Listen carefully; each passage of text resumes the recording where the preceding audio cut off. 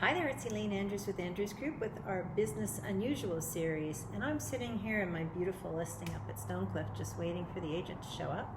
And I thought I'd tell you guys about a story, and it's a little bit about how does it work with contracts and negotiations back and forth in the real estate business. So if you make an offer on a property, how does that work? And people don't always know that. So basically, if you're the buyer and you're making an offer, let's say, on this property, you will write your offer, and in your offer you'll put down the price of what you want to pay.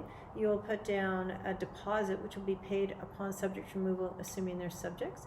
You'll put down the dates that you would want to move into the property, and you'll also put down which subjects you want. Standard subjects would be an inspection, financing, looking at the property disclosure statement, looking at the title, and in this particular case you'd look at the strata documents for the complex. So, and then you'd give time for that, so it's usually 7 days. The seller now gets that offer. Now you've made an offer to somebody. It wouldn't be a good idea to go and make another offer to somebody else at the same time if you were looking at two properties, because if that seller accepts your deal the way you've written it, you're now obligated to them. And so you want to make sure what's going to happen with this offer first. And so say it's going to expire at midnight tonight or 2 o'clock tomorrow, whatever you think is reasonable. And they take a look at the offer, and then they decide, well, you know what, we're happy with everything but the price, generally the way it is. And they counter back with taking 50 grand off of their price, but not coming down to your price, which is 150 off the asking price, let's just say. And now they send it back to you, and unless they've changed the time, it expires at midnight. Okay, so now you're looking it over, and you can decide at that time if you want to walk away. You can walk away and make that offer on another property. But if you counter it back, and now they're looking at it, now you're obligated to them. So it goes like that until finally somebody signs the deal as is, and now you have an accepted offer with subjects. When you have an accepted offer with subjects, the ball is in the buyer's court. So it's usually subject, all the subjects are for the buyer.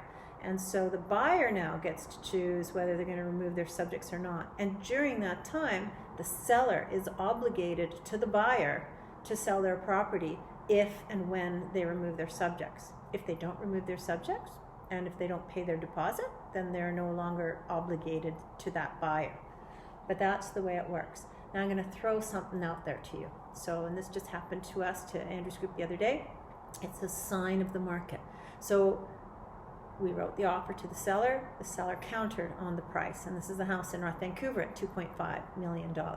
So they wrote back their counter to us, and my clients, it was open till 2 o'clock the next day. My clients said, you know what, we're going to sleep on it. And while they were sleeping on it, the agent contacted me and said, we're revoking our counter offer.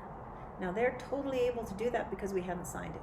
If we'd signed it, they would be obligated to us. But as it was, they wrote an offer, they changed their mind before we signed it, and so we were no longer in the running. And the reason they did that was because somebody wrote a full price offer with subjects in the meantime while they were sleeping on that one. So just be aware that even though you have this time clause and you're going back and forth during the negotiations, at any time the buyer or the seller can revoke their offer or rescind their offer, however you want to term it, before the other person signs it. It has to be done in writing, and you have to make them aware right away. So it was kind of interesting.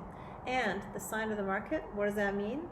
That means there's a lot of competition out there for listings at this point in time. So we're kind of getting through the crisis period. The pandemic is in BC anyway, is kind of leveled off. People aren't so worried. Things are opening up, and buyers are coming out in droves. And if you've got a good listing, it's going to sell fast. So that's a little market update for you. I'm Elaine Andrews with Andrews Group, and this is our Business Unusual series. Tune in again for another one, hopefully soon.